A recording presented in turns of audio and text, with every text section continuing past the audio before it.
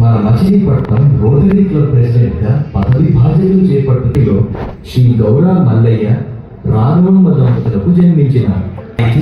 ముగ్గురు సంతానం. పెద్ద కుమారుడు ఉదయ్ కిరణ్ మల్లయ్య స్వీట్స్ వ్యాపార నిర్వహిస్తున్నారు. రెండవ కుమారుడు జోసెఫ్ దుర్గా పవన్ అడ్వకేట్ వృత్తిలో ఉన్నారు. మనం విచారించదగ్గ విషయం, ఆయన ఎస్జి సుజన్ యుఎస్ఏలో సాఫ్ట్వేర్ ఎంప్లాయీగా ఉన్నారు. 1958లో ఒక చిన్న మిఠాయి బండితో వ్యాపారం ప్రారంభించినారు. మన వెంకటేశ్వరరావు గారు 1900 మరియు బందర్ హల్వాకు ట్రేడ్ మార్క్ సంపాదించి మనం రోటరీ క్లబ్కు ప్రెసిడెంట్గా పదవి స్వీకరించి రోటరీ క్లబ్ తరఫున అనేక సేవా కార్యక్రమాలు చేస్తారని ఈరోజు ప్రారంభించారు. థ్యాంక్ యూ ఫర్ యువర్ ప్రపంచ మహాసభలకి ఆహ్వానించారు. దాంట్లో పార్టిసిపేట్ చేశారు. మల్లయ్య స్వీట్స్ అనేది ఒక బ్రాండ్ అండి. బ్రాండ్ నేమ్ అది. వారు ఇలాంటి సేవా కార్యక్రమాలు మరెన్నో చేయాలని మనస్ఫూర్తిగా అందరం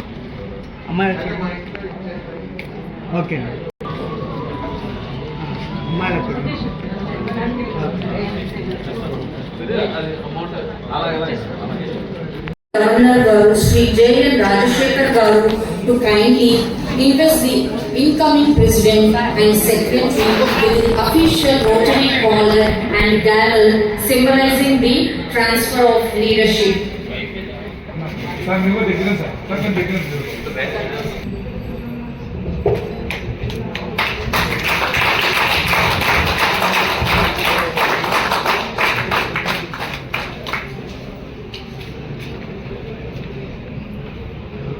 సార్ కొద్దిగా సైలెన్స్ పెట్టరు కొద్దిగా చెక్ కొద్దిగా డౌన్ చేసి సార్ నేను కూడా కనిపిస్తాను. Thank you sir. కొద్దిగా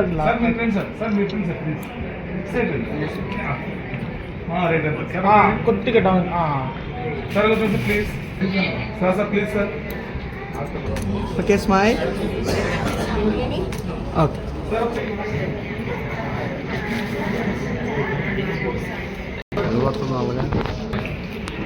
ఓకే సార్ చూడండి. వన్ మోర్ సార్ ఒకసారి డాక్టర్ గారు. Okay sir. Thank you sir. Thank you.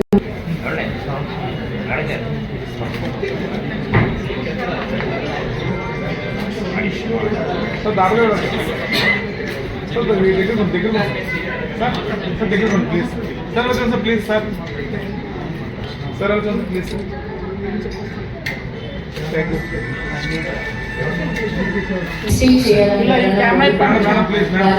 సాధారణంగా వేదిక మీదకి ఆహ్వానిస్తున్నాను.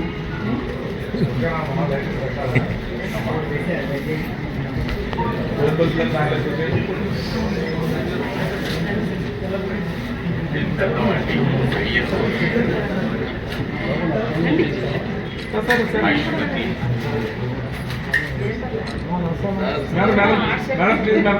Sir please sir. Okay sir please sir. Thank you. గౌరవ వెంకటేశ్వరరావు గారిని ఫెలిసిటేట్ చేస్తాను.